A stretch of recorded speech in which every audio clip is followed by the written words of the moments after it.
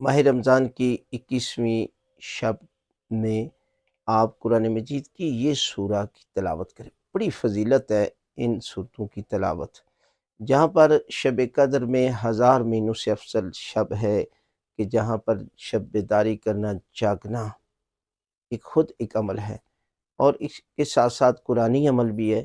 اور قرآن مجید کی یہ صورتیں جس میں ہے سورہ عنکبوت، سورہ روم اور سورہ حامیم طحان، قرآن مجید کی ایک آیت کی تلاوت کرنا ماہ رمضان میں ختم قرآن کے برابر ثواب ہے۔ اور اگر آپ ماہ رمضان میں ختم قرآن کرتے ہیں اور کسی معصوم کی طرف اس کو ہدیہ کرتے ہیں تو اس کا ثواب دگنا ہو جاتا ہے۔ لہذا آپ اس شب ان صورتوں کی تلاوت ضرور کریں۔ یہ مخصوص صورتیں ہیں کہ جو اس شب میں ان کی فضیلت آئی ہوئی ہے، لہذا قرآن کے صدقے آپ دعا مانگتے ہیں تو بیماروں کو پروردگار قرآن شب قدر کے صدقے، شب شہادت حضرت علی ابن ابی طالب علیہ السلام کے صدقے میں پروردگار جو ہے وہ آپ کو شفاعت عطا کرے گا۔ کوئی حاجت ہے پروردگار اس کی حاجت کو پورا کرے گا۔